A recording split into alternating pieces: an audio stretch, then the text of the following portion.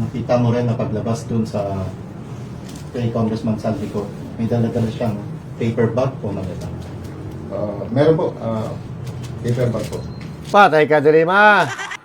At syempre, mga kababayan, pag-usapan po natin itong nangyaring press con dito sa 18 na makikisig na Marines, kung saan binuweltahan nila ang mainstream media at pinasinungalingan itong mga sinasabi ng ilang personalidad na sila daw ay nagsisinungaling. Bagkos, kanila pong pinanindigan ang kanilang mga salaysay hanggang kamatayan. Testimony nyo, alin yung para sa'yo, alin yung pinaka-remarkable na abutan ng pera?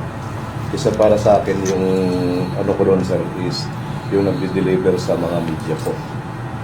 Hindi ko lang banggitin sa tamang panahon ko na banggitin po, sir. Nako! Kayo mismo ang nagde-deliver sa Kasama namin yung media coordinator ni Congressman Saldico. Yun yung sa media na yon, broadcaster, taga-radyo, taga-print, Taga-TV. o taga-TV. Meron na sa house, sir. Meron sa radyo po. Meron din sa... Hindi ko napanggitin, sir. Sa tamang panahon ko napanggitin. Kalimitan saan nangyayari yung abutan? Restaurant, bahay, o... Or yung mismo sa media company. Minsan, meron kaming inahatid sa bahay, sir. At pag-uusapan po natin lahat ng yan, mga kababayan, maya-maya po lamang. Para lagi kang updated. Ako nga pala si Bidaya ng mga oposisyon sa kasalukuyan ko. At sabi nga, galit na galit ang mga dakungal ng Pangulong Duterte. Kung hindi ka pa nakakapag-subscribe, i-subscribe mo na yan! At syempre, magandang araw mga banateros at mga kababayan kong Pilipino sa iba't ibang panig ng mundo. Ako po si Master Judea at tayo po'y nagbabalik para pag-usapan itong nangyari lang na press con ng mga tinatawag natin na 18 Brave Marines. Kung saan sila po ay nagsiwalat na sila po ay naghahatid ng mali-maletang pera na grabe, nakakalula ang halaga mga kababayan. Na ngayon, imbis na pakinggan ang kanilang akusasyon, sila pa ngayon ang gustong imbestigahan. Hindi ba dapat sa pantay na hustisya, dapat kapag ikaw ay nagreklamo, ay pakikinggan ang iyong reklamo at iimbestigahan ang iyong reklamo. Nakakalungkot lang mga kababayan dahil sa nangyayari sa ating bayan ngayon ay kung hindi ka po kaalyado ng administrasyon ni Marcos Jr. ay parang wala silang pakialam sa iyo. Lalo-lalo na kung ang mga sasabihin mo ay kukurot sa kanila at masasaktan sila or masisira ang kanilang reputasyon. So hindi dapat ganon gumagalaw or umaandar ang isang demokrasyang bansa. Kaya po tayo tinawag na demokrasya dahil pantay po ang karapatan ng ating mga kababayan, nating mga Pilipino at lahat ng tao sa Pilipinas. Pero sa nangyayari ngayon, para po tayong walang demokrasya. At nakikita naman po natin kung saan ang kanilang mga pinag-iinitan ay yung mga kanilang kalaban sa politika. At halos wala na nga po sila nagagawa dahil ang ginagawa nila ay sinasangga ng sinasangga ang mga akusasyon o bintang na ibinabato po sa kanila. Hindi naman po nila pinapatunayan na ito ay hindi totoo, bagkos pinag-iinitan nila ang mga tao na nagsisiwalat ng kanilang mga baho. So panoorin po natin itong 18 Marines. Actually, hindi sila 18 dito. Sa tingin ko, 11 or 10 lang sila dito. Hindi sila kompleto. Pero kompleto ang kanilang diskurso. Kung saan, mga kababayan, binuwaltahan nila ang kanilang mga kritiko at ang mainstream media kung saan sila pa ang itinuturing na masama. O, panoorin po natin. Hindi namin alam talaga po yung kilala yung iba na nagdadala. Yung mga natuto na ano po, yung iingat po. Pwede po ba natin masabi na mga contractors and contractors po ang mga nagbabagsak ng pera? Ang alam ko, ano yung mga contractor po. Mga contractors po. At kapag po binagsak yun, syempre po, in cold cash na rin po pa. Ay, yes po. Bali, ang iba dyan nakasilid sa malita. Ang iba, nakakarton. Tapos, pagdating doon, binababa namin. At binibilang ni yung iingat po na si Paul at saka si Mark. Ang mga maleta po, bring your own maleta. Nagpo-provide po ng maleta. Pag dineliver, nakamaleta na po. Hindi po yung si Boss Zaldi po ninyo ang nagbibigay pa ng maleta para paglagyan. Ay, yung nagde-deliver po, sa kanila na po. Sa kanila nalagyan. So, pag deliver naman kami sa iba, si Boss, nagpapabili sa amin ng maleta dito sa Greenheads, sa Divisoria. Nagpapabili. Yan po. Pero saan po nanggaling na ang mga maleta Rimowa? Ang Rimowa po ay isang European brand na talagang mahal po na klase ng maleta. O dahil po sa disenyo ito? Depende hindi naman po kasi sa nag-bumibili po doon. Okay. So, pag-usapan natin itong maleta. Itong maleta kasi, kinu-question maraming personalidad na kumu-question dahil bakit daw Rimowa pa? At ang sagot naman natin doon dati ay, putya, mas malaking halaga yung laman ng maleta ng Rimowa kaysa doon sa halaga ng Rimowa. Although, ang Rimowa, depende sa style, nagkakalaga po yan ng daan-daan libo. Pero, eto, narinig naman natin, Green Hills tsaka Divisoria. So now, alam naman po natin sa Green Hills na marami po dyan mga clone na mga bags, kahit ano, makikita mo dyan sa Green Hills ng mga peke, no?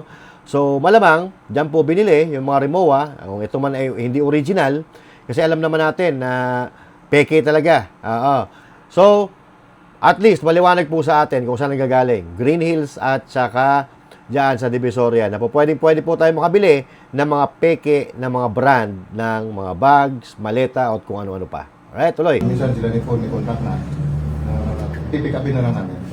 Sabi nyo, yung iba tingin nyo, contractors yung nagdadala ng pera sa bahay ni Congressman Saldico sa 2020. May napansin din ba kayo ng mga government officials na nagdi-deliver din ng pera kay Congressman Saldico?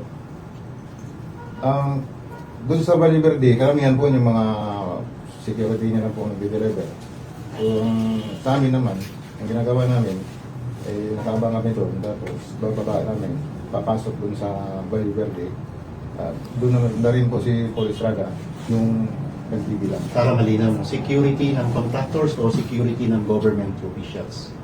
Hindi namin specific kung ano ba siya yung tauhan po nila. Yung mga contractors na sinasabi nyo, I'm sure yung iba naririnig nyo sa pangalan. Naririnig nyo rin ba ngayon o kamakailan na naging controversial dahil doon sa pagdinig sa flood control scandal? Opo, naririnig ko namin. May pagkakataon po din sa inyong affidavit, no, na ang Bucor po, sila po ang nag-deliver ng pera kay Zaldico. Yung sa Bucor naman po, ako ma'am, hindi ako rin na involved dyan. Yung may kasama kami dyan na may nakakita, dalawa sila. Hindi ko alam kung sino pa. Hindi ko rin masabi na opo. Tsaka mga kasama nyo po. Baka Opo. may kwento po kayo tungkol doon sa testimonya doon sa Bureau of Corrections. Sorry. Doon sa kabila kasi yung involved po dyan. Doon na sa kabila. So, hindi rin po kami pwede magkwento na hindi namin actual na nakita. Yan, tama yon. Hindi ka po pwede magkwento na hindi mo aktual na nasaksihan. So, hati po sila dito. Hindi po lahat ng 89 nandito. Nasa kabilang kwarto. Hindi natin alam kung saan yung sinasabi nilang kabila. Pero hindi po sila kompleto. Mga nasa 10 lang sila na nagpapa-interview dito ngayon. Pero, hindi ko alam yung nasa kabila daw yung iba. Siguro nasa kabilang kwarto. Okay? Kung anong mga dahilanan, kung hindi sila kompleto, hindi po natin alam. Yung kay Congresswoman Laila Vilino, pwede nyo ba ikwento kung kailan nyo siya unang nakita, ano mga Nakapag-talk show. pangyayari rin ang napansin doon sa pakikipagpulong ng Congresswoman? Kung Laila de Lima po, nakita po namin sa Team EAC po, sa townhouse. Nakita po, ako nasaksi po 2 beses po nakita. Nakipagpulong sa kay Kong Saldi, sa kay dating Speaker Romualdez po. Nakita mo rin na paglabas doon sa kay Congressman Saldico, may dala-dala siyang paper bag o maleta? Meron po, paper bag po. Patay ka, Dilima. So, ibig sabihin, hindi talaga uubra yung mga arte-arte ni Dilima na parang ginagawa pang katatawanan yung maleta at saka paper bag. Totoo naman pala na tumanggap ka. Di ba? So, ang system na lang dito, mga kababayan, sino papaniwalaan natin? Si Dilima na mag-isa o itong 18 na nagsasabi na nakikita nila si Dilima na nakikipag-usap kay Martin Romualdez Saldico at paglabas may dalang paper bag. So, hindi ko maintindihan kung bakit talagang napakalakas ng loob ni Dilima na itanggi na alam naman natin na nakita natin siya before. Itinanggi niya rin ito na wala daw siyang koneksyon sa mga drug lords. Pero nakikita natin sumasayaw ng careless whisper. Doon sa loob ng kulungan. So, ano yon? Ano yon? Tanga ka? Ano ka, hostess? Na sumasayaw ka sa harap ng hindi mo naman makakilala? Kalokohan yun. Oo. So, ibig sabihin, ikaw, Dilima, na sumasayaw ka sa parte-parte ng mga drug lords doon sa loob ng kulungan, ibig sabihin, may kontak ka sa kanila, kakilala mo sila. Tayo na, ginagawa mo naman tanga mga Pilipino, Dilima. Oo. Ilang beses po ulit. Dalawang beses ko siya nakita ko. May ebidensya po tayo nito dahil isa po siya sa umaaray at nagde-deny na walang katotohanan ng inyong mga salaysay. Pero sa amin, wala kaming nakuha ng picture. Pero sa team namin po, lahat kami nakakita. Yung personal knowledge, Yes, hindi opo. naman Yung nagde-deny. service ng sakyan, Grandia po, tsaka may isang backup siya. Yung pong transaction ninyo or sa yung panahon na nakikita po ninyo si now Congresswoman Laila De Lima, ito po ba ay kahit minsan nadalaw nyo po siya o na-escortan nyo po ang let's say si Zaldico na binisita siya sa kanyang kulungan? Hindi ko na-escort. So paglabas na po niya nangyari ang mga transaction or coordination with her? Siya mismo pumunta sa townhouse po. Kay sir, name po nila. Sir. Okay. So, malamang sa alamang mga kababayan, kaya nila pinalabas si Dilima para dikdikin si BP Sara. Kung makikita natin ngayon, napakalakas po nung ebidensya laban kay Dilima. Yung pagsayaw-sayaw pa lang niya doon sa entablado kasama ng mga drug lords, napakalaking ebidensya po nun. Okay? Kaya nga nagtaka tayo na bigla-bigla na lang po, siya po ay nakalaya nung nakaupo na ang Marcos administration at biglang bumanat sa mga Duterte at ngayon, mga kababayan, nagsusulong ng impeachment laban kay BP Sara Duterte at ayon dito, mismo sa mga ex-Marines ay nakakakuha ng pabuya kay Zaldico at kay Martin Romualdez. So what? Mag-isip kayo. I am Chris Dado, sir. Doon sa testimony niyo, alin yung para sa'yo, alin yung pinaka-remarkable na abutan ng pera? Isa para sa akin yung ano ko doon, sir, is yung nagde-deliver sa mga media po. Hindi ko lang banggitin sa ngayon. Sa tamang panahon ko na banggitin po, sir. Kayo mismo ang nagde-deliver sa Kasama namin yung media coordinator ni Congressman Zaldico. Yun yung nasa affidavit, si Joey Di Guzman. Yes po. Tapos, kasama nyo, so kayo ang umiikot sa media para ibigay yung pera para sa media. Yes po. Yung sa media na yon, broadcaster, taga-radyo, taga-print, Taga-TV? o taga-TV. Meron na sa house, sir. Meron na sa radyo po. Meron din sa... Hindi ko napanggitin, sir. Sa tamang panahon ko napanggitin. Kalimitan saan nangyayari yung abutan? Restaurant, bahay, or what? Or yung mismo sa media company? Minsan meron kaming inatid sa bahay, sir. Nakapaghatid din kami sa house, sa car park. Nakapaghatid din kami sa isang restaurant. Ka-meeting niya. Tapos, minsan inatid namin sa drop-off ng station nila po. Station ng Station ng media. Media station. Media station po.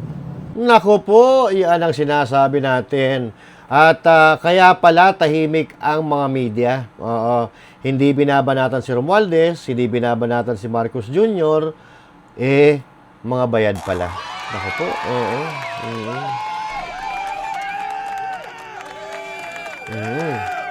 Congratulations sa inyo, ha. Paldo-paldo pala kayo, ha. Kung hindi man maleta, male-maleta, paper bag ang dinadala doon sa harap, sa istasyon pala mismo dinadala. 'Di ba? Sa bahay, naku po, oo. So, hindi naman magsasalita yung mga yan nang wala silang ebidensya. At doon na mismo sa investigasyon, doon nila ilalabas yan. Okay? Abangan po natin kung sino-sino ang mga media na yan. Meron pala mga vloggers, mayroong mga reporter, may radyo, may TV, may print ads. Naku po, delikado kayo dito. Mawawalan kayo ng kredibilidad dito pag kainumpisahan ang hearing dito sa mga magigiting na sundalong ito.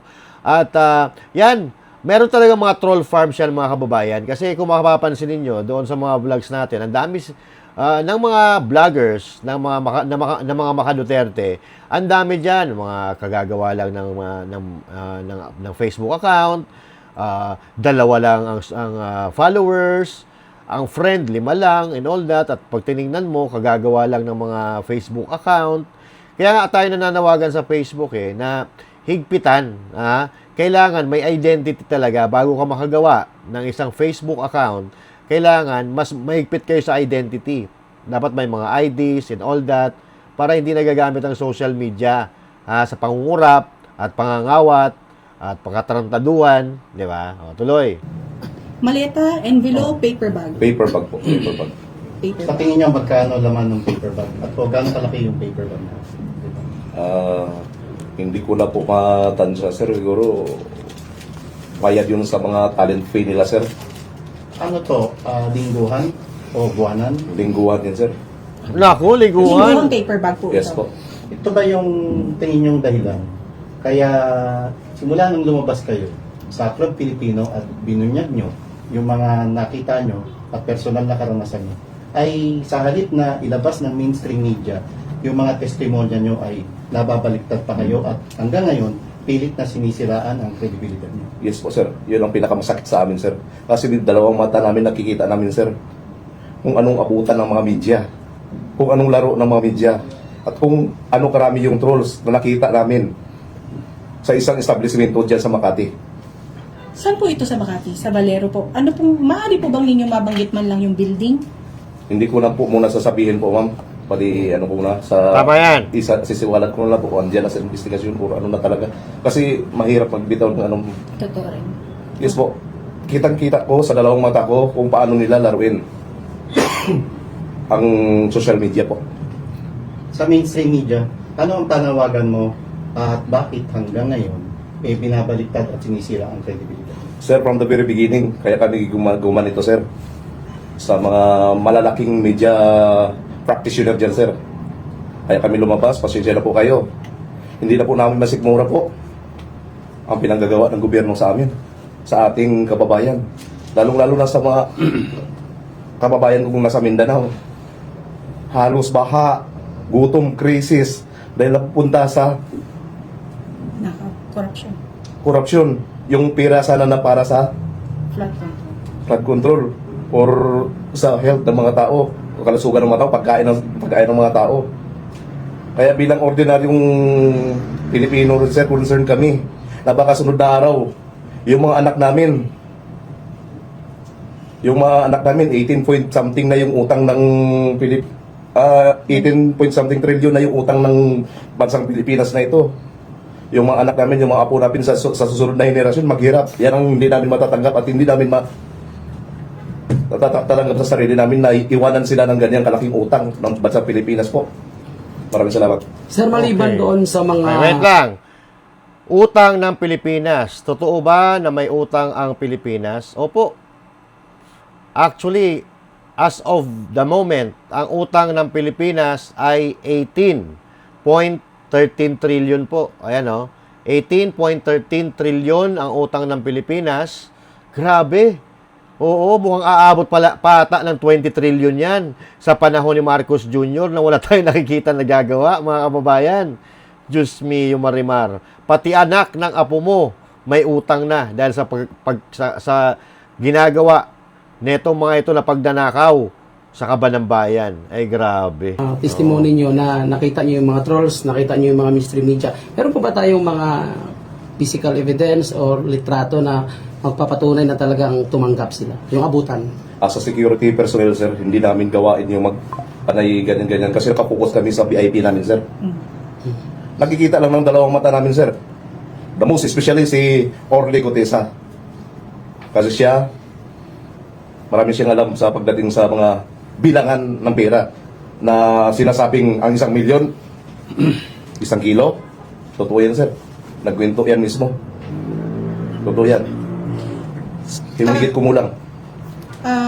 For the record lang po, no, masasabi po ba natin na ang administrasyon ni Marcos ay merong mga troll farms? Masasabi at masasabi talaga kasi nakita ko sa dalawang mata ko. Kanino ba yung connected din doon si Kung Salvi at si Speaker? Di ba ang pinaka ano nila si So lahat po ng PBBM paninira ngayon sa mga hindi sumasang-ayon sa mga polisiya o kung ano bang programa na hindi maganda ni Marcos Jr., at yung paninira sa mga Duterte specifically ay utos ni Marcos sa kanyang mga trolls? Actually, hindi ako pro Duterte at hindi rin ako pro Marcos, ma'am. Pero masasabi ko talaga, sobra, binadjitan. Binadjitan talaga tong trolls na to. Sir, 24 oras, 300 personnel nag-ooperate sa isang establishment dyan sa Makati. Nako. Na anytime pwede niyong ituro. Na anytime, pwede namin ituro, sir. Pero sa ngayon, nung nabulabog na, sir, baka nag-disperse na. nag-disperse na. Kasi before kami lumanta dito, sir, from the nakita ko yung isang establishmento, ni-review ko, wala nang katawa-tawa, sir. Paano kayo napunta ro, sir? Sinama kami ng isang media coordinator with his group na pumunta doon sa establishmento na yon. Tapos, nung andun sila sa taas, inutusan kami ng, kasi ang sitwasyon nun, libre chow, libre kain yung mga na yun, mga empleyado doon sa establishmento. Nangyari, nagparty sa taas yung mga boss, mga media coordinator. So, nung umakyat kami doon, inakyat namin yung mga fruits, mga beverage sila doon sa taas. Sumakay kami sa elevator na maliit, umakyat kami doon. Nakita ko, punong-puno ng computer ang isang palapag. Para pong call Umakyat ako sagdan ulit, isang palapag. Umilip ako. Kasi parang malapit lang. Ang babata pa ng mga troll agent nila So doon. ilang palapag ang opisina ng Troll Park? 3, sir. Yes po. Para maging particular, anong floor? Fourth floor? Second, floor, second third. floor, third. Yun yung na-occupied nila, sir. Second, third, fourth. Yes po. Occupied nila yun. Oh. Dito po sa mga nakakaharap ninyo ngayon, meron po ba sa aming mga vloggers ang nabigyan ninyo ng paper bag, envelope o maleta? Sa inyo, so far, wala naman ako nakikita sa inyo, ma'am and sir. Okay. At least, maliwanag yun. Sir, kayo po, ano po yung pinaka-unforgettable na maleta delivery o ibang mga nasaksihan niyo patungkol sa corruption? Sir, I'm Renny Boy Julian. Sir, ang participant po dito, ako po yung yung nasa picture na nasa aeroplano na doon. Ako yun na minsan ginamit din nila trolls na iniba yung tao. Ako po yun, yung picture na yun, yung panay. So, bali kami noon, convoy full force kami noon papunta kaming hangar. Maraming malita ho yung 48 malita. Nako. Kakantsawan pa nga kami mga kasama namin mga security dahil mabigat no dahil sasakay namin sa aeroplano. So hindi ho namin alam at hindi ko rin alam kung saan nila dadalhin yung na yun. Kung saan i-deliver yung 48 malita na yun. Yung sa aeroplano na dinala namin na Kasi full force kami noon, mga security, saka mga active na... Para lamang po magkarga ng mga maleta sa aeroplano. Pero hindi ho kayo kasama sa biyahe? Hindi po ako kasama sa biyahe. Yun, kinarga doon sa sa aeroplano, yung kasama din ako nagkarga doon kasi security driver din ako. Kaya alam ko kung saan yun. Nahagip nga yung yung maliit na doon. Ako po yun. Kaya at saka yung yung kay Sir Garcia, yun nasaksihan din namin doon sa pag-transferan ng pera. Sino po Doon si sa- Sir Garcia? Doon sa George George Garcia, ma'am. Nako. Sino po si Garcia, sir? Para lang po malinaw. Sir, siya yung pumilik chairman yata. George Garcia. Naku po, George Garcia. Kaya naman pala ang daming magic na nangyayari. Si Abante nakaupo, talo. 'Di ba? Yung mga dapat na panalo sa senatorial election, talo. Yung mga hindi naman nangampanya sa Mindanao, nanalo sa Mindanao. Anong kalokohan yan, George Garcia? Kaya naman pala. Yes, ma'am. Yan po, nasaksihan po namin na transfer sa kasi ang po kasi doon, ma'am, sir, si Paul sa si Mark na kasi nag doon Ang doon, nag-asikaso. Pakilinaw, paano mo transfer? Ano po yun, sa sasakyan lang po kasi yun, sir. Sasakyan lang, nakadikit lang po, oo. Nasaan kayo lugar? Andun lang po sa may parking kami kasi andun lang Parking saan po ito? sa may Maidas po. Maidas Saan Hotel. po? Bago mag-election o after election? Ano to, sir, hindi ko na kung kailan yung abutan na yun. Year po. Ano pong year?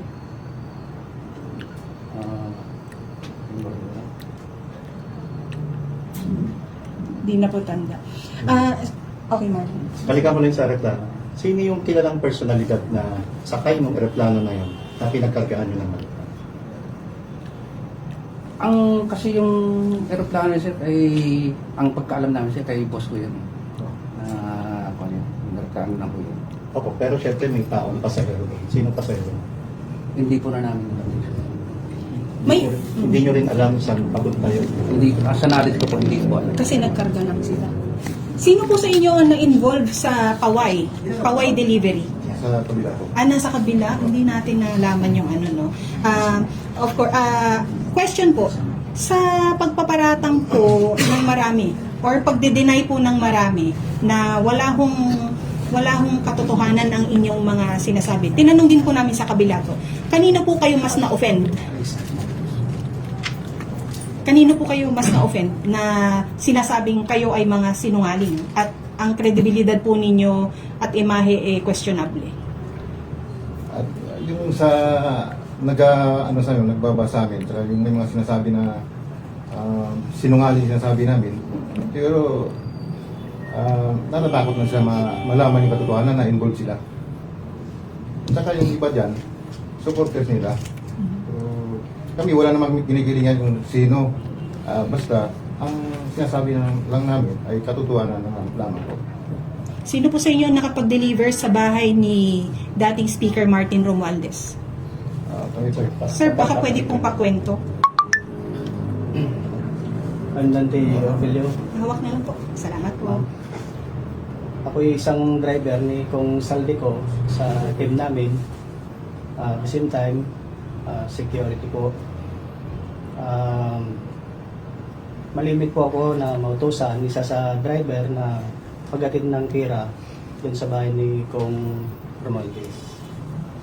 Yung limit, yung malimit po na yan, every delivery, ilang maleta po? Ang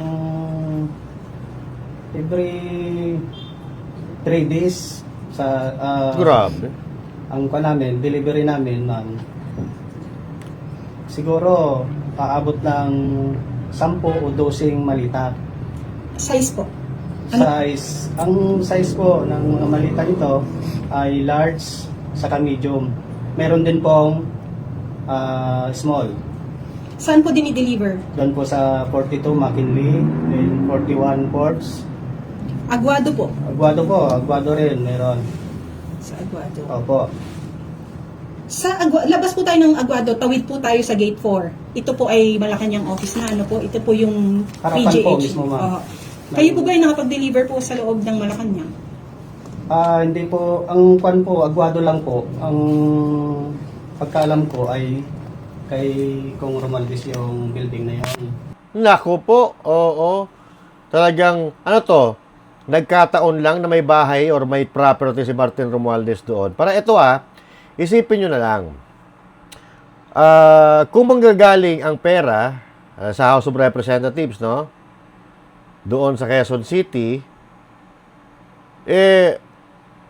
mas mabilis na maihatid yan dyan sa Forbes Park kasi mag-i-EDSA ka lang eh. Kasi pag sa Aguado, napaka-traffic po doon. Excuse me. At nung mga una naman ay sa Forbes Park, sa Valle Verde, hinahatid. Pero, bakit meron sa Aguado, sa harap ng Malacanang?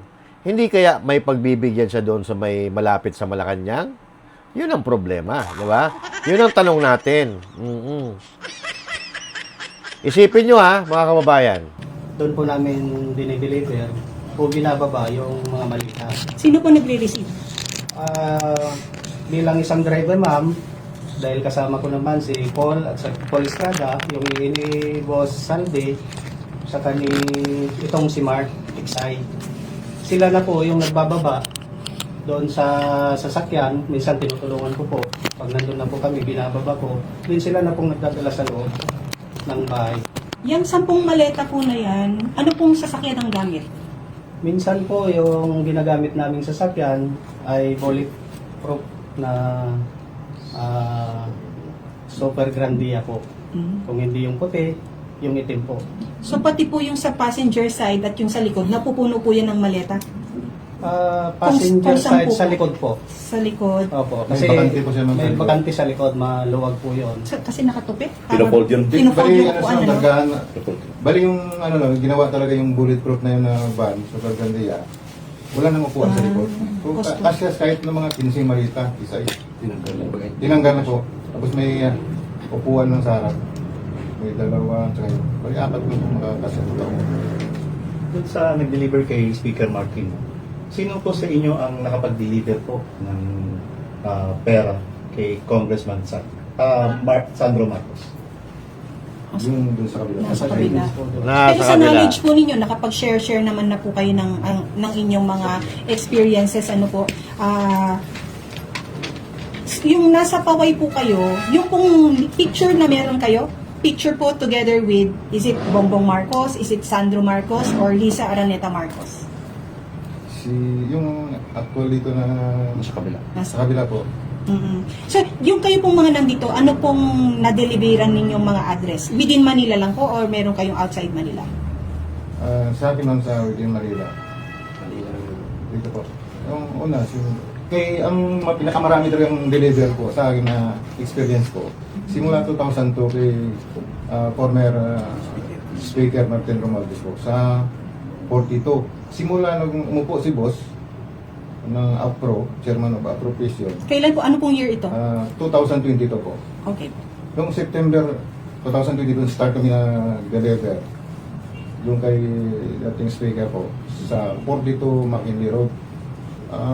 Ito po yung nasa tapat ng simbahan? Dito naman po. Yung tapat ng salon? Sanctuary. Oo, yung santuario. Before mag-sanctuary po. Okay.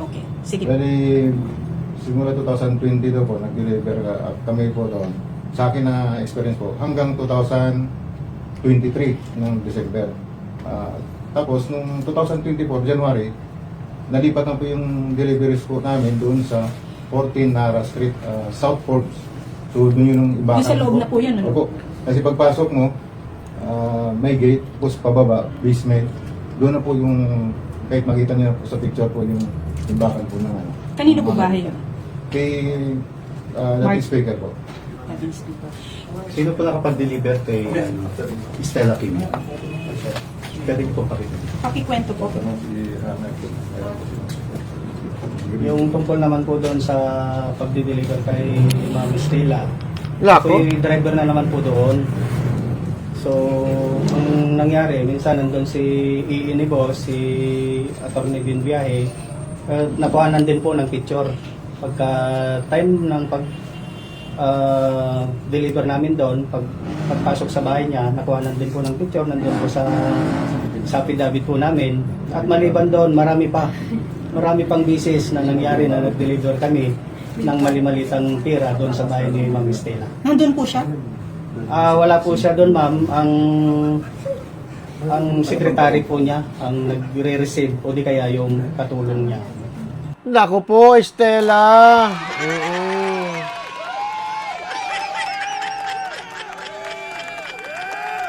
Kaya pala nag-deactivate ng account si Estela. Oo. May paggalit-galit pa siya nalalaman kasi nababash daw ang kanyang mga anak. Pero, eto, Stella, parang yung agam-agam ng mga Pilipino, talagang mapapatunayan na. Kasi dati nagda-tricycle ka lang eh. Oo. Ngayon may artista one ka na eh. Tapos, sangkaterba ng mga luxury items, luxury na gamit, bags and all that. My God.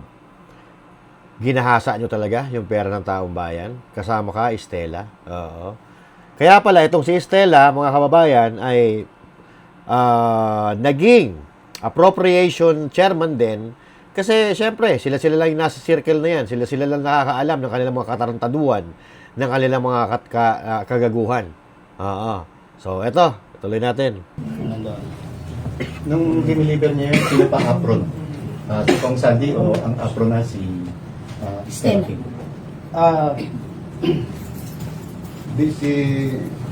Si ano na po, si Kung Saldi po. Ako nakapag-deliver po ako since 2022. Edit po yung service po namin. So, hindi bababa sa 10 malita po. 2 beses ako mag-deliver. kasama ko si Lando Supat, yung dalawang sasakyan ko yung nag-deliver ko. Hindi rin bababa sa 10 malita. Nako. Sir, yung unforgettable experience niyo po tungkol lang sa pag-deliver. Ako naman po si Mr. Charlene Christopher Esquivel, Pakilakas lang po. sa Philippine Navy Marines, retired. Yung experience ko rin po, kasi ang tasking ko ay security sa backup security. Every time na mag-deliver, kami po ang responsible sa kalsada. So, na-notice ko rin po yung mga mali-malita na yan kasi kami po yung escort. Halimbawa kung mag-deliver sa Forbes, kami po yung magsisecurity sa kalsada. So, aware po kami sa mga mali-malita na yan. Kaninong bahay o yung nakilala niyo na diniliberan na binakap niyo? Ang last na ko sa 42 kay dating speaker po na Sir, sino po sa inyo yung nakapag-security sa mga ICC prosecutors? Kahit Ano mo yung napansin niyo? O ano yung medyo interesting doon sa pagsisecurity niyo sa ICC prosecutors? doon sa level po namin, sa akin lang po, binibigyan lang kami ng tasking ni Mark Tiksay sa team leader po namin sa Team AC na may isang team kami po naka-tasking doon. Security kami, naka-convoy. So, naka-stay kami sa isang hotel. Nandun po din sila naka-stay. Diyan po sa Makati, Sila Hotel. Seda. Marami pang hotel po na naka-stay po sila doon. Minsan ba nakita niyong nakainuman ng ICC prosecutors ang boss niyo, si Congressman Saldi o iba pa mga PIP? Sa ICC po? Opo. Hindi po namin nakikita na pag-inuman. Pero yung ICC po, minsan nakita na pumunta sa townhouse po, pag-meeting ko sila.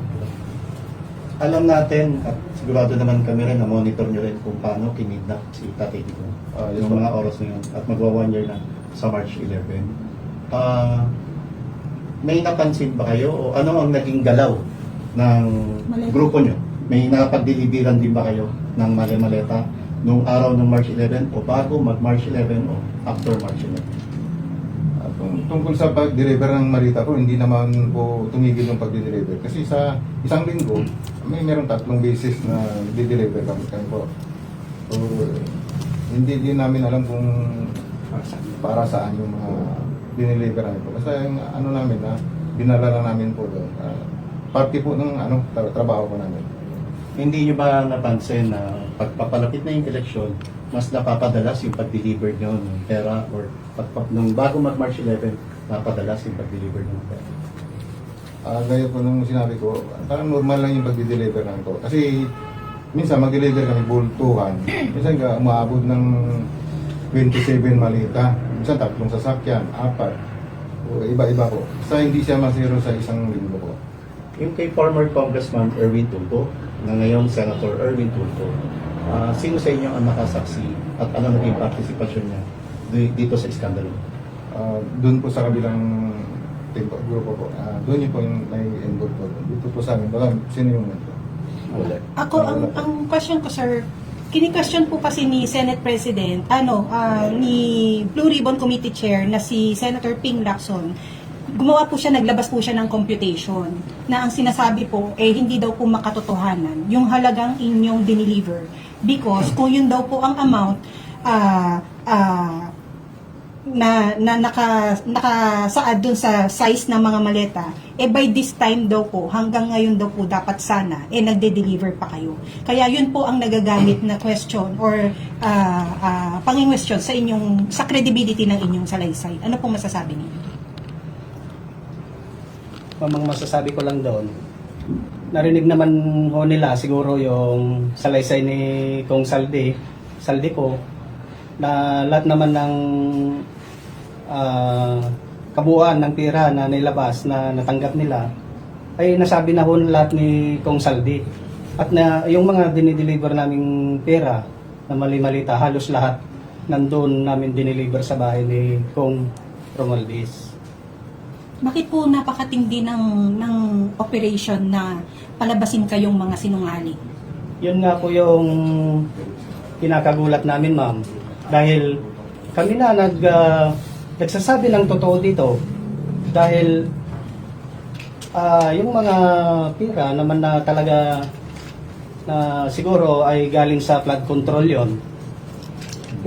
Wag na naman po nilang pasinungalingan at kami sirain nila.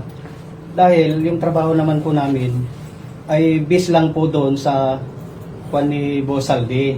Kung ano lang po yung utos sa amin na i-deliver yung mga ganong mali-malita sa bahay ni ganito, bahay ni ganon, yun lang naman po yung sinusunod namin. At saka yung sinasabi po namin dito na dinidinay nila, pawang katotohanan po lamang kasi pamilya po namin yung nakasalalay dito, nakataya yung buhay ng pamilya namin, lalong-lalo na yung buhay namin, ma'am, sa nangyaring ito. Kung ano lang po yung sinabi ni Kong Salde sa ni Master Gutisa nung lumabas sila, pinapatutuhanan na lang din po namin yon. Na totoo lahat yung sinasabi nila. At yung kay Sir Ping Lacson naman, huwag naman nilang sirain yung credibility namin dahil nagsasabi lang po kami dito ng totoo. Yun lamang po, ma'am. Isa po sa binabato sa inyo, ayusin na po natin kami. Pwede pong sumagot ng sabay-sabay. Ang isa pong binabato sa inyo ay pakawala daw po kayo ng kampo ng mga Duterte. Never. Hindi po, ma'am. Hindi po yun totoo. Hindi po kami pro Duterte, ma'am. Hindi rin kami pro PBBM. Kami neutral po kami na naglalahad ng katotohanan dito po. Wala kaming nasabing bakit saan ba kami nabuhay noon? Sa administrasyon din. Kayo daw po ay parte ng operation na meron ang isang Mike Defensor. Hindi, Hindi po yan totoo, ma'am.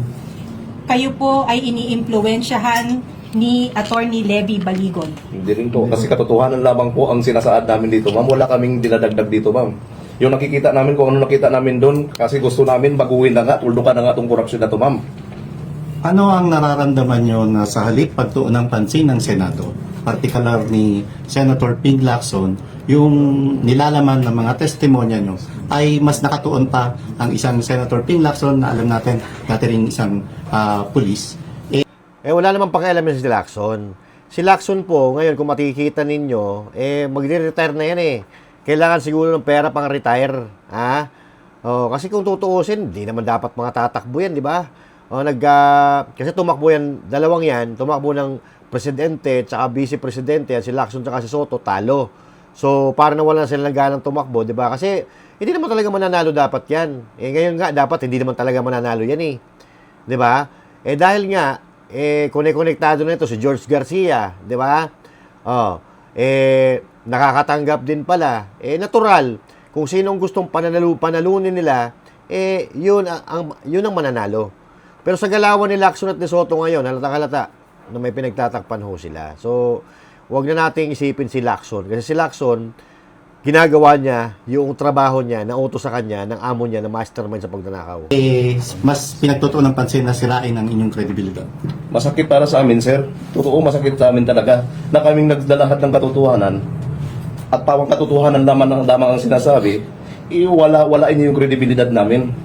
What if wala kami sa sundalo, wala kami, pero ganun ang trabaho namin. Kasi hindi mo na batik eh. Wala na kami sa serbisyo, kung tutuusin. Wala na kami sa serbisyo. Nung nag-iwalay pa kami sa serbisyo, may mga programa ba sila binigay sa amin? Wala naman. Yung sa amin na sana, trabaho lang to. Neutral kami. Kung sino yung boss namin, magpakaluhil kami sa boss namin kasi diyan nabubuhay yung pamilya namin, sir. Sana, intindihin nila at isipin nila yung taong bayan na naghihirap ngayon. Na sana sa programa mapunta yung budget, napunta sa bulsa nila. Kaya gusto namin matuldukan yung korupsyon na yan. Lalo na sa flood control. Maraming salamat po. Yung sinasabi nila, ma'am, na wala ng credibility yung mga tropa dito na awol, dishonorable discharge, retired man. Hindi naman ang usapan yung gano'n, ma'am. Ang usapan dito, yung katotohanan, ayun ang pag-usapan dito, yan ang katotohanan na lalabas. Hindi naman kami dito ang usapan dito na wala ng saysay itong mga ito kasi discharge, dishonorable, nag-awon. Ako, ma'am, retired ako, pero hindi ko minamaliit itong mga ito. Ako kung tutusin, mabuhay na ako sa maayos. Pero dito ako para sumama, para labanan natin para matigil na yung korupsyon natin. Nako po, eto nga Ito mga kapatid, mga kababayan, mga banateros ay retired, no? Retired po siya kung tutuusin. Buhay na buhay po siya eh. Buhay na siya, buhay na pamilya niya doon sa tinatanggap niyang pensyon. Pero bakit mas pinili pa niya na sumama diyan sa 18 na magigiting na Marines para maglahad at magsiwalat ng katotohanan sa nakawan? Hindi ito po pwedeng trip-trip lang eh, 'di ba? Kasi dito nakasalalay ang kanilang buhay at kinabukasan ng kanilang pamilya. So, medyo ako I felt for them. I felt for them. Nararamdaman ko sila, mga kababayan. I feel them. I mean, ako naniniwala ako doon sa mga sinasabi nila. Kasi hindi naman po pwede na ito'y trip-trip lang. Magsasalita ka ng ganyan, tapos ipapahamak mo yung pamilya mo, ipapahamak mo yung sarili mo. Kalokohan yun. So, ito ay tunay na may mga pinaglalaban talaga. Para sa sambayan ng Pilipino. Kasama po kayo sa lumabas kay Ma'am Jessica Soho, tama po? Ako po. Kasi sinasabi din po doon that your timing is suspect. So, ibig sabihin po, lumabas po kayo ilang araw bago madinig yung impeachment case po kahapon ni Vice President Sara Duterte. Kayo po ba ay lumabas para maimpluwensyahan, matakot kung sino man po yung mga nabanggit sa inyong salaysay na mga congressmen na maaring bumoto ng impeachment case for Vice President Sara Duterte? Hindi naman po sa tiniming namin sa paglabas. Gaya ng sinasabi ni Atty. Baligod, so, saan ba tayo lalabas? Saan tayo paano natin timing? Ang ano lang namin po naman, kailangan talaga naming ilahad yung katotohanan para hindi bulag sa ating sambayan ng Pilipino na may korupsyon dito sa ating bansa. Putya, kailan pa ba sila lalabas? Ang dami pa nilang mga iniisip-isip na mga timing eh. Binigyan na nga sila ng pagkakataon at sabi nila, si Boying Rimulya sabi December 15 may makukulong. Putang ina, nung petsa na, March na wala pa rin nakukulong. So maghihintay pa ba tayo? Kailan yung tamang panahon para isiwalat itong katarantado na nakawan na ito sa gobyerno? 'Di ba? Walang ang tagal na nga ng panahon na ng panahon na pananahimik nila eh. Alam mo, December, January, February, March na ngayon. Hindi ba po pwede na hindi na sila nakakatulog, nakukonsensya sila dahil alam nila na kung sino ang mga nagnanakaw sa gobyerno tapos hindi nakukulong? Hindi ba po pwede na nakukonsensya sila na pinagnakawa ng taong bayan, ang kabahan ng ating bayan, pero yung mga mastermind, nandyan lang palakad-lakad at ang sasarap ng buhay? Tayo hindi naman po pwedeng ganun. Kahit ako, kung may alam ako, hindi ako tatahimik. Kung may alam ako, hindi ko hahayaan na yung tunay na mastermind ay pagala-gala. Samantalang yung mga mahihirap, nagdidildil ng asin dahil wala nang maitulong ang gobyerno dahil nandun na sa mga politikong gahaman at mga magnanakaw ng pondo. Diba? So, ganun lang kasimple yan, mga kababayan. Sinasabi niyo po na ang House of Representative na lugar kung saan nagkiklaim ng mga paper bags ang ating mga kongresista And sinasabi niyo po na each time na merong mga pagdinig, either TRICOM man yan o QUADCOM man yan, umuuwi silang may bitbit na mga maleta. Nangyari po kahapon na finalize ang impeachment case ni VP Sara sa Committee on Justice na sinasabing sufficient in form and substance para magtuloy po sa isang impeachment proper na pagdinig. Naniniwala po ba kayo na after nung hearing na yon may mga paper bag na inabot sa kanila? Oo, ma'am. Naniniwala kami doon kasi bago kami pumunta doon sa HOR, may dala-dala na po kaming mga paper bag na naglalaman ng pera at kinakarga minsan doon sa sakyan ni Bosalde, minsan doon sa backup na sasakyan. Ang trabaho lang doon namin, ma'am, ibaba yung mga paper bag na yon at kinukuha na ng EE ni boss na sina Paul Estrada at sa Mark Tiksay. At hindi na namin alam, ma'am, kung kanino nila ibibigay yung mga paper bag na yon.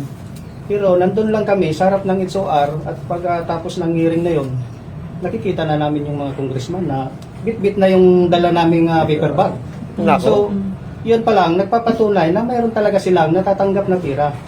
Sinasabi niyo din po na mayroong pagkakataon na ang mga congressmen natin ay pumipila sa helipad para doon mag-claim ng mga paper bags. Tama po ba? Wala pong ganun, ma'am.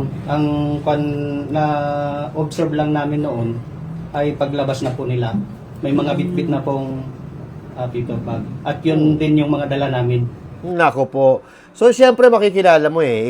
Ikaw nagsakay eh. Ikaw nagsakay dyan, kung saan man yan sasakyan, sa aeroplano, helicopter man yan, o van man yan, ikaw nagsakay, makikilala mo. Napakaliit na ba lang siguro ng chance na magkakapareho yung mga bit-bit ng mga kongresista na paper bag, ha? Kaysa sa bit-bit nito. So, magkakapare-pareho talaga eh. So now, mga kababayan, naniniwala na talaga ako. Na totoo yan. Kasi, di ba yung mga bali-balita dati na meron daw ikinulong sa isang kwarto ng mga kongresista at after nun, in-impeach na si BP Sara. So yun, ang mga ipinangako daw doon for later release na mga proyekto. Pero marami, kahit si BP Sara nga mismo nagsabi na may kapalit na pera yung pagpirma laban sa impeachment niya. So, wala na akong maniniwala. Etong impeachment na to ni BP Sara Duterte, magtutuloy-tuloy ito para makakubra sila. Kumbaga, para magkapera sila, no? Pero sa totoong buhay po, itong impeachment na to, ay wala. Hindi po ito ikaka-impeach ni BP Sara. Pero of course, pag ginawa ng paraan ng gobyerno ni Marcos Jr. na ma-impeach si BP Sara Duterte, may impeach talaga yan. Diba? So, pero, hindi rin papayag ang taong bayan at lalo-lalo yung mga Duterte na ma-impeach ang ating sinusuportahan o ang kanilang pamilya nang wala namang ginagawang katarantaduhan. Diba? Away yan. Gulong malaki yan. Okay? Tuloy. Na ina-assume natin na binayad sa kanila for performing a task. Tama po ba? Yes po. Doon sa Bureau of Corrections na nag-deliver ng pera, sino sa inyo ang nakasaksi? Nandun po sa kabila. Kabila yun, sir. Puro nasa kabila. Yung paper bags na inaabot ninyo, paano po ninyo nalaman na pera po yung laman doon? Yung paper bag na yun, sir, hindi naman totally kami yung nag-abot. Kami nagdadala galing sa Horizon, no? Sa sasakyan. So, alam Ano pa pala naman, no? Siopaw. Alam namin kung anong bigat. Ang ina niya. Tsaka yung paper bag na yun, ang laman nun, punuin mo, 5 to 10 m. 5 to 10 Dala million. namin po sa sasakyan, papunta ng SOR. So, 100% po kayo siguradong pera po talaga ang laman ng paper bags? Yes Oo, po, sir. So yung paper bag na yung dalawang magkapatong po yun, tatlong patong, kasi ang single paper bag, baka humapunit o mapigtas ano ho. Di makakapal man po yung binibili namin. Matibay po, sir. Paper bag, eco bag. Paper bag. Paper bag. Gaano kalaki na paper bags? Kasi may mga small din na paper bags, meron ding large na paper bags. So yung ano yan, sir, parang ganun.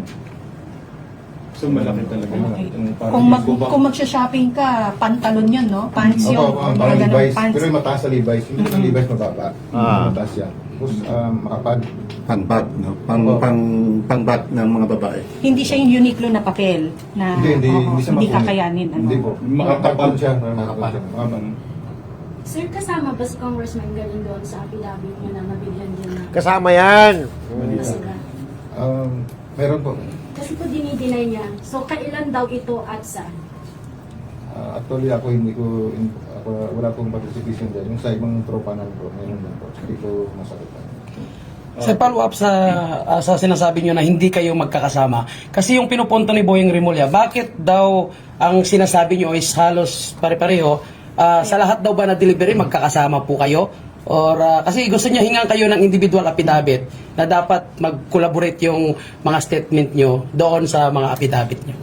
Ayusin yung statement niya kasi. Mamomonitor namin kasi meron kaming GC group chat by Viber group. Pero yung involved lang doon, yun ang nagsama. Kasi hindi naman puro kami lahat.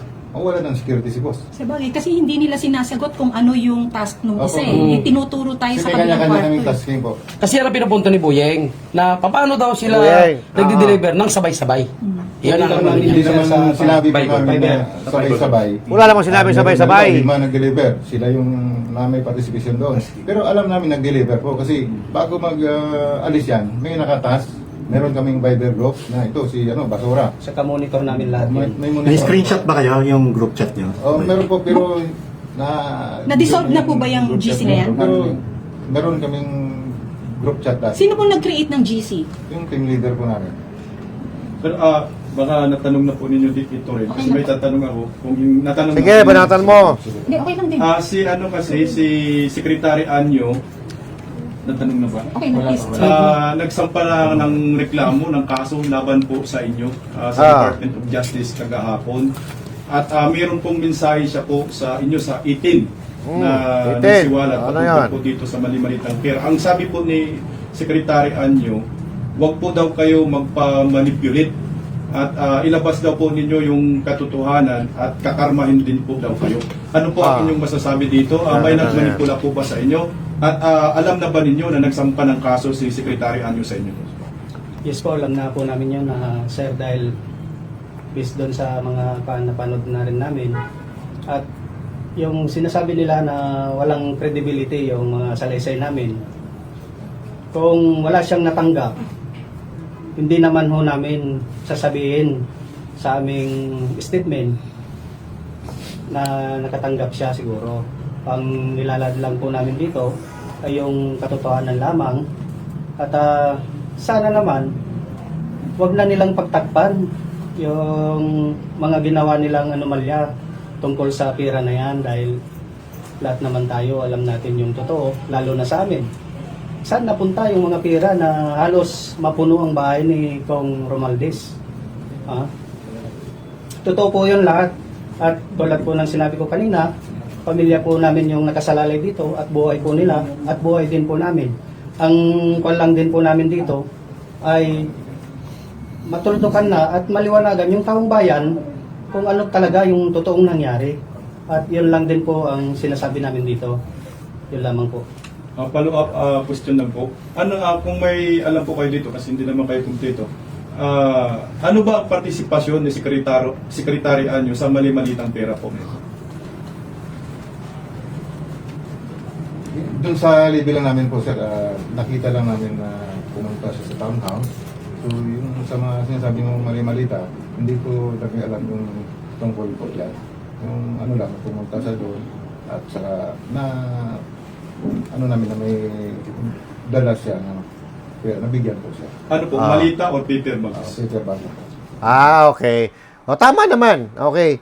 Tama naman yung sinabi ni Anyo na hindi daw siya involved sa maleta dahil paper bag lang pala talaga. Ang arte-arte rin naman ni Anyo no? Matinuto si Anyo nung kay PRRD, pero ngayon puta, nabulok na Kay Sunny Trillanes po, ano ho naging participation? Yung sa akin kasi, sir, kay former Senator Trillanes naman, bilang isang driver ng kay Kong Saldico, nakapag-deliver po ako nung huli 2025 na po. Kasama ko si Mark Tiksay na nagatid ng yung paper bag doon sa bahay niya din sa may Antipulo. Yun lang po yung partisipasyon ko doon. Last na lang po, mensahe po ninyo sa maraming Pilipino na nakatutok sa inyo ngayon at hanggang saan po ang laban na ito? Panawagan ko sa ating mga kababayan, sa sambayan ng Pilipino, na sana suportahan naman ninyo kami sa laban na ito. At tulad po ng sinabi ko, yung nilalad po namin dito, sinasabi ay katotohanan lamang at sinusuportahan namin yung sinasabi ni Kong Saldico at ni Master Gutisa, kasi yun naman talaga ang nangyari. At sa naman, hanay ng Marines, tignan muna nila yung sitwasyon, yung totoong nangyari, dahil kami po yung nasa frontline ng mga pagdideliver na yun. Huwag nila kaming musgaan.